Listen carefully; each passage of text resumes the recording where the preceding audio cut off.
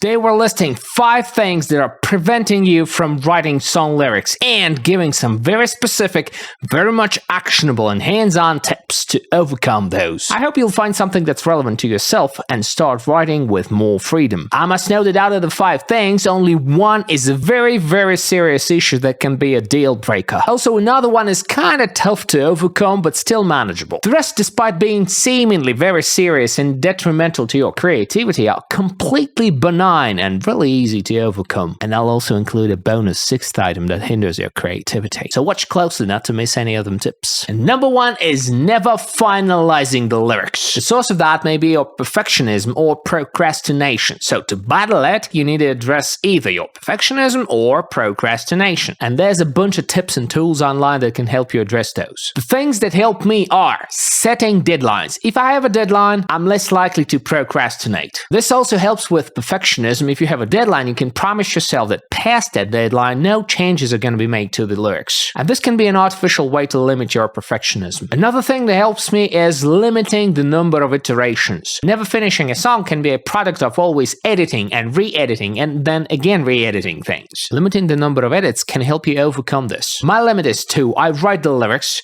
and then let it sit for some time and then return to the lyrics and edit that. And that's it. No more iterations. After this second edit, I know the lyrics are complete. And even if they're not, I consider them finalized and never return to re-editing those. Another tip is using external accountability. This means you're writing for somebody or promising someone to finish, and that imposes some accountability on yourself and lets you finish the song. Or having somebody to be accountable for telling you the song is done. Either of the two work for me. This again is an artificial way to create pressure on yourself to finish the song. And if you're writing for yourself and there's no one to set the accountability on, you should probably publish your song. Use a distribution service and publish your song across all platforms. This is a very, very easy step to say the song is done. You're not going to be editing a song that's out on all the platforms, right? This is a way to move on to some different material. Once things are published, they probably are completed. These things help me overcome never finishing a song. And by the way, I'm Vadusha and I'm the greatest expert on songwriting in the entire world, and maybe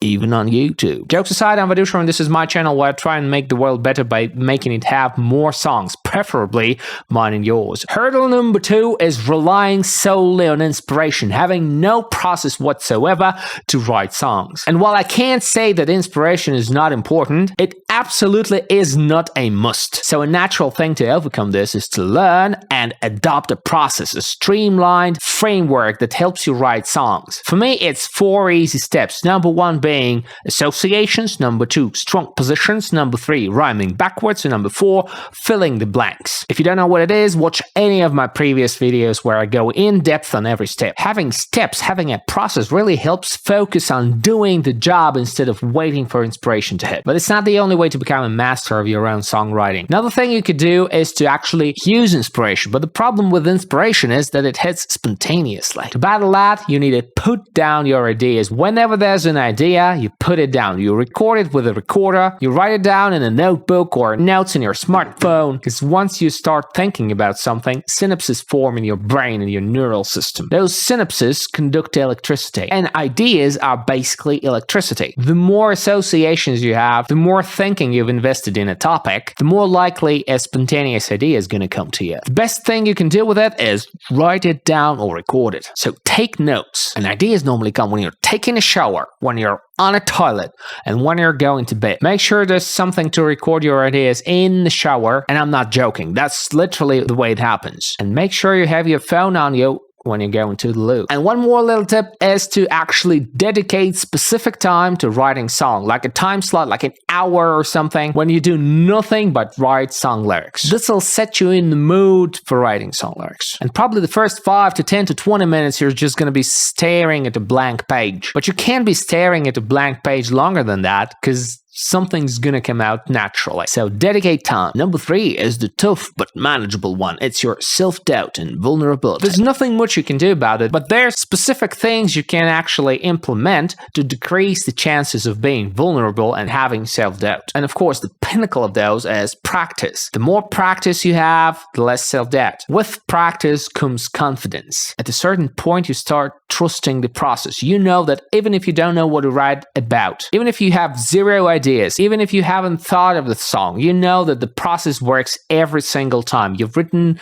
20, 50, 100 songs. You know it works every single time and you trust the process. So it's practice and then practice and practice. It's kind of easy to say practice and it'll come to you. It's not going to be that easy. Another thing you can do to increase your chances is to find someone who can give you constructive, positive feedback. Not focused on criticism, not focused on your mistakes, but instead things that could be improved and, most importantly, things that you managed to do well. This will naturally boost your self-esteem. Another thing that helps me personally is to write the lyrics, put them down, let it cool for like a month, and then return and edit. When you've just written your lyrics, they feel like they're your baby. You care about them too much. You're emotionally attached to them. Time breaks the attachment. You return to the lyrics with a cold mind and you make specific edits that make them better without feeling too much about it. I don't know about you, but it has helped me a lot. And if these tips are not enough, you can always try therapy, because self-doubt and vulnerability is no joke. So if you're struggling, do address a therapist. Number 4, and wait for it, the bonus item is coming. Number 4 is when you're insufficiently versed, when you're underexposed to lyrics, when you don't have enough experience. You have sparse background in literature and music. And this is easily manageable with actually reading more books and listening to more music. Be sure to diversify what you listen to so that you can borrow from everywhere. The more diverse your listening is, the more diverse your toolbox is gonna be. So read books, listen to music. Another cool thing is seeking new experiences, meeting new people, traveling, and things like that. One of my favorite things there is collaborations with other creators. Other people's approaches can enrich yours. These are very actionable. You don't need to sit and wait for inspiration. You can physically collaborate with people. A nice tool there is something you can borrow from improv comedy, and it's called yes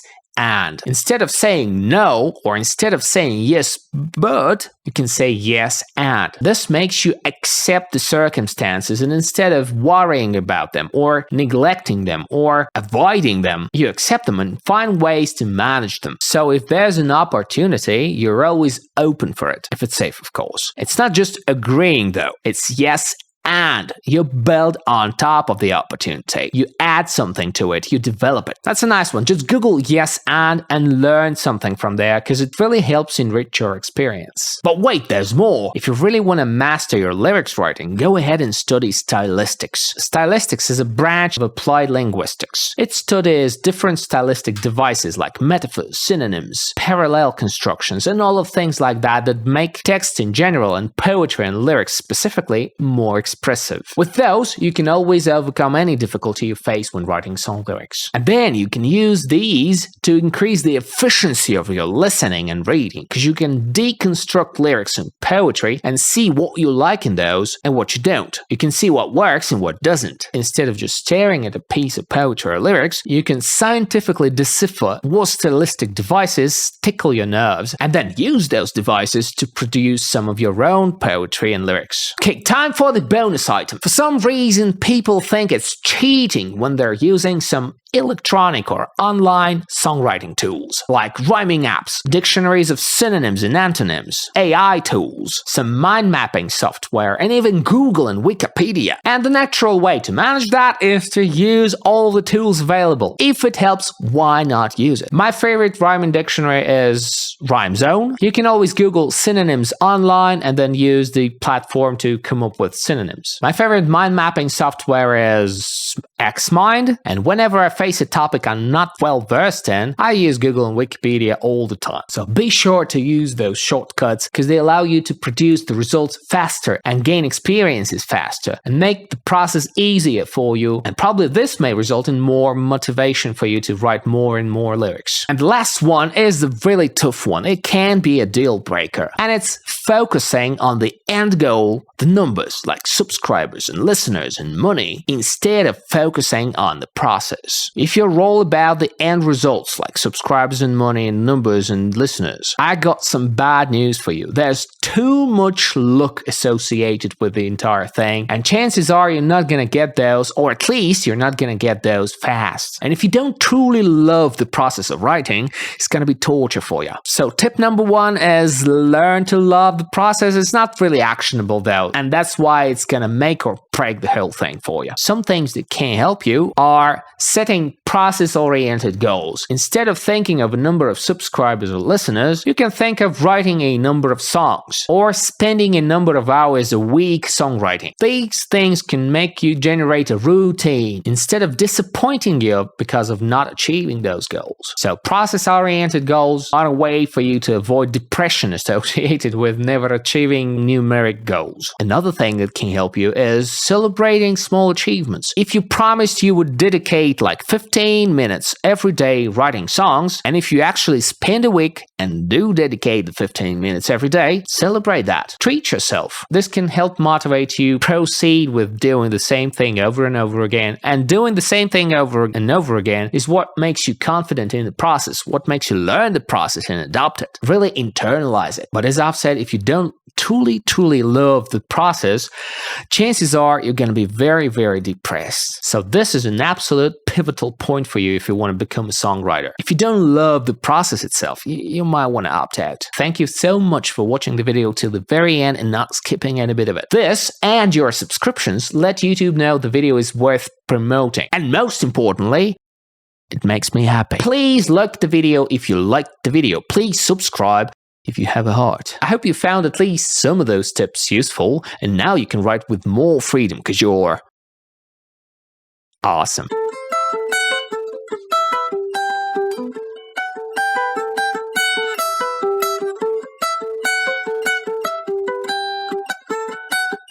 Yes, you are.